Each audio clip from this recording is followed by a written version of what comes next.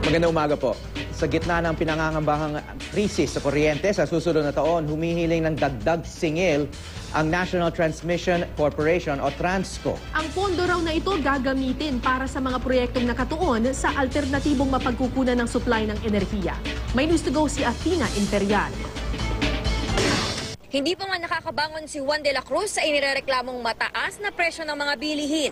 Heto't mayroon na namang nakaambang dagdag na gastusin. Nitong July 21, hiniling ng National Transmission Corporation o Transco sa Energy Regulatory Commission na taasan ng 4 na sentimo kada kilowatt hour ang singil sa kuryente. Ito raw ay bagong item na lilitaw sa bill na tatawaging Feed-in Tariff Allowance o FIT-all. Lahat ng consumers ay papatungan ng dagdag singil na ito para magamit ang pondo bilang incentive sa pagdevelop ng wind, solar, biomass and hydropower projects sa bansa. Simula ngayong Agosto, ang hiling ng Transco sa ERC na umpisa ng paniningil ng power rate hike sa ilalim ng tinatawag na Provisional Authority. Wala pang tugon ang ERC tungkol dito. Pero ang mga customer na papasan ng gastusin, umaalma na. Siyempre, mahirapan dahil bukod sa maliit ang kita namin, babayad pa kami lahat, tubig, ilaw, tsaka kuryente. Dapat babaan yun. Itataas nila kuryente, tapos ilang buwan din naman nawala ng kuryente yung tao. Kagaya po sa probinsya namin, halos mag-iisang buwan na wala pa rin kuryente sa Quezon. Ang hirap ng buhay ngayon. Lumutang ang FIT-all na ito sa gitna ng pag-amin ng gobyerno sa nakaambang power crisis sa 2015.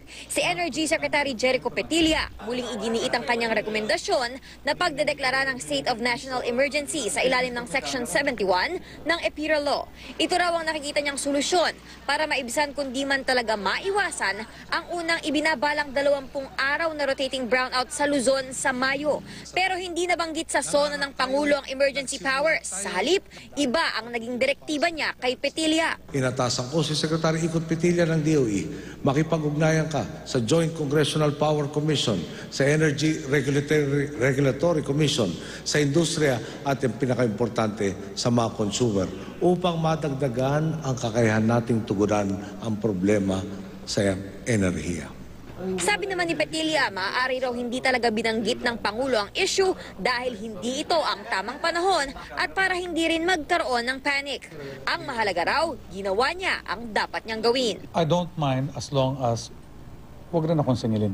Athena Imperial, GMA News.